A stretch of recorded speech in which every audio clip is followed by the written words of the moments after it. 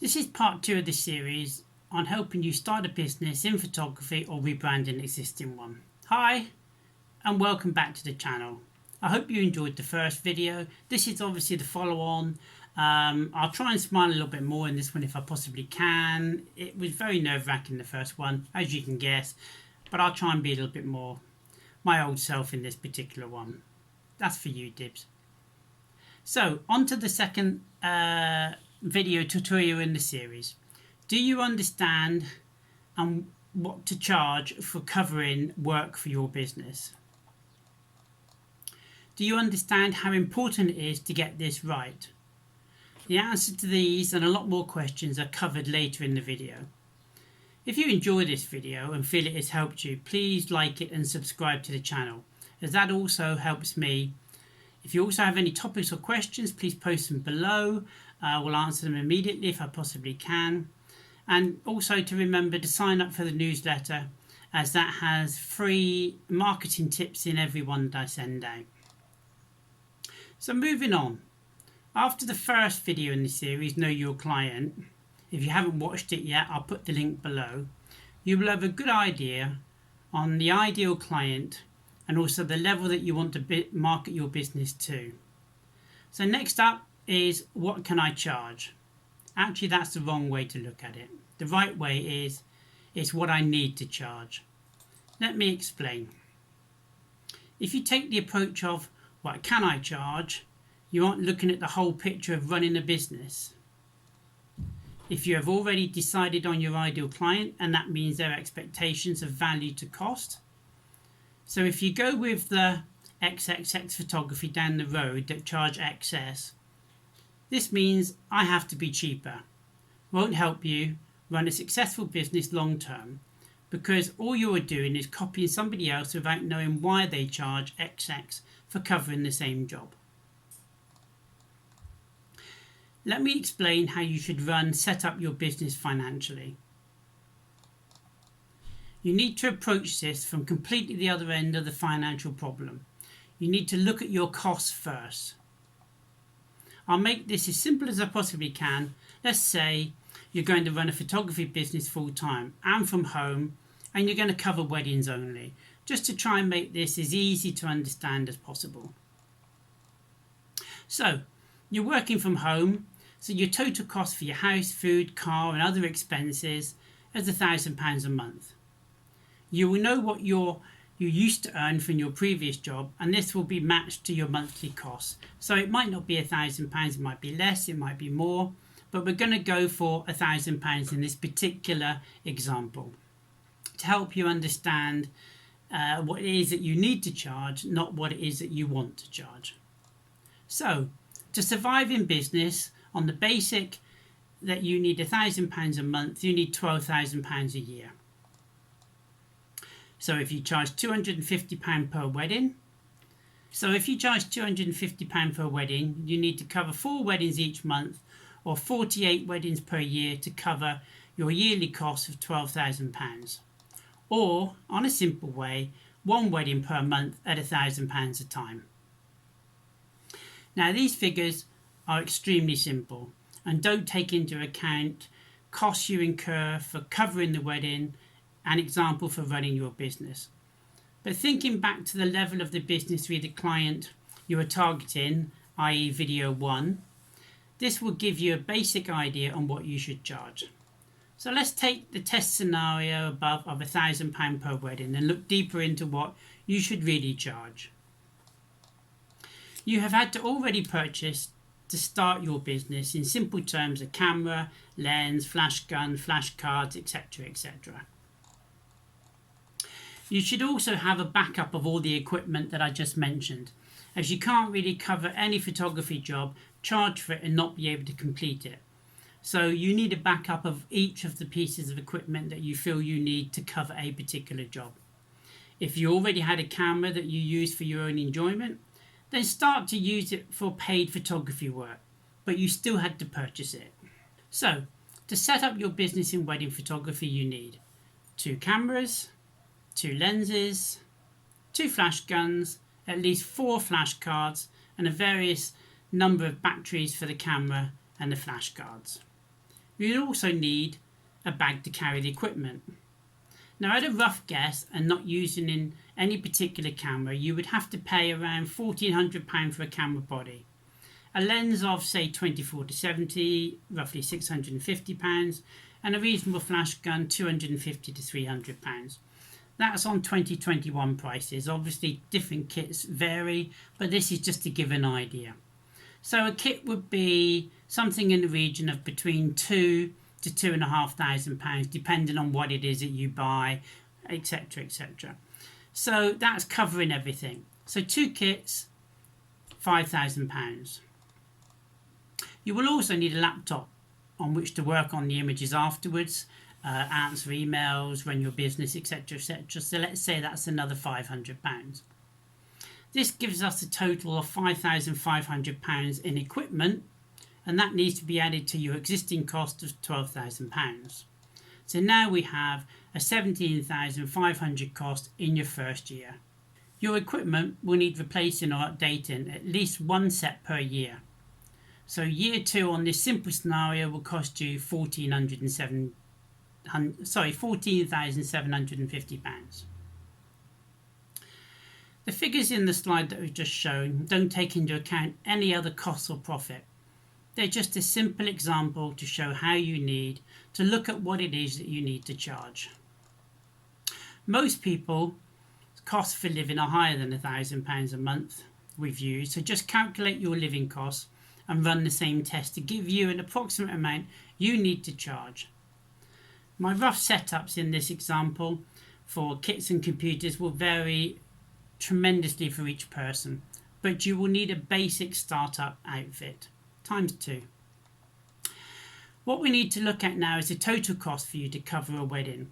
For this example, we will assume you are charging £1,000 a wedding, and as per above, you're covering 18 weddings in your first year. So, with the last figure, you'll see that we need a few more bits. You will need a website, which we will cover in the next video to attract your clients.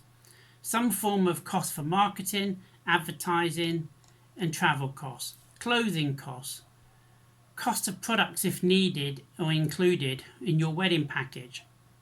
So we'll look at these a little bit more in depth. Website we will cover in the next video, but basically a website should be free. It's just your own time and hours to build it. Marketing. Now this is a big debate. The cost of each client can vary tremendously depending on what type of work it is that you're trying to get and the level of work that you're advertising to. But if we look at a basis on the assumption that we're going for £1,000 plus cost for a wedding, you're normally looking something in the region of £75 to £100 per booked client. This can be lower, which we will try and explain to you later on in further videos, or it could be higher if you go the high route. But you need to put that into account. Travel cost. You need to take into account the cost of your car and fuel. Car costs are normally charged by accountants at 45p a mile, but you need to look at adding something to replace your car every 3 to 5 years.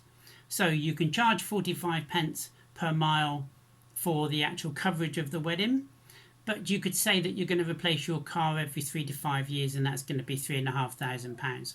Again, this will vary depending on different people, different budgets, etc, etc. The next one is a bit of a weird one, but it's one that you need to think about, and that's clothing costs. I know you all think you have clothes and you're going to wear the clothes you already have, but are these the proper clothes that you will need to wear for covering photography jobs, especially if they're paid? And you need to budget for these as well. So let's say £500 a year. When I was covering weddings, I used to have 3 suits, 5 to 10 shirts, 30 plus ties. The various ties were to match the bridesmaids' colours. This was always noticed and appreciated, and is something that you can sort of ask the questions of in your meeting with the bride. And it's something that you can just drop in, but then obviously, use to your benefit. And a couple of pair of shoes each year. This was all part of my costs in running a business. And then there's products. So if you're charging about £1,000 per wedding, you will probably marketing your service as a package, which could also include some way of presenting your images. Now this could be in the form of a gallery on your website so that their family and friends can view the pictures and obviously purchase from them, or it could be products that you're going to present your images in and give to them as part of the package, or it could be an album or something like that. These might be add-ons, but they obviously need to be considered in the costing of your wedding. So talking about the album, you might want to offer an album as part of the package or as an upgrade, but this all needs to be included. But let's say you offer 100 images. The rest can be sold as an upgrade as part of the £1,000 package. You'll need a way of presenting those images. And going back to the level of business, if your client is paying you approximately £1,000 plus, they would expect the images to come in or on something rather nice. A nice memory stick in a box, for example, not just sent to them free through WeTransfer. So that's all part of the branding and understanding the whole process from what we talked about in the video 1 compared to this video here. So a nice memory stick, for instance, might cost between £25 and £30 with your business branding name on it. So now we have a totally different perspective on extra costs. We're now looking at, marketing approximately £100, fuel and car at sort of, £22, new car divided by X number of weddings. So if we're doing 17 weddings a year, £3,500 budgeted for a car is £68-70 a wedding. Clothing, again, divided 500 by 17, another £30 approximately. Products, £30. So we've easily got up to another £250 cost on top of the price that we've already come up with. And this is per wedding. So we're now looking at, to cover all your living costs and business costs, covering 18 weddings a year, you actually need to charge nearer £1,250 per year, not £1,000.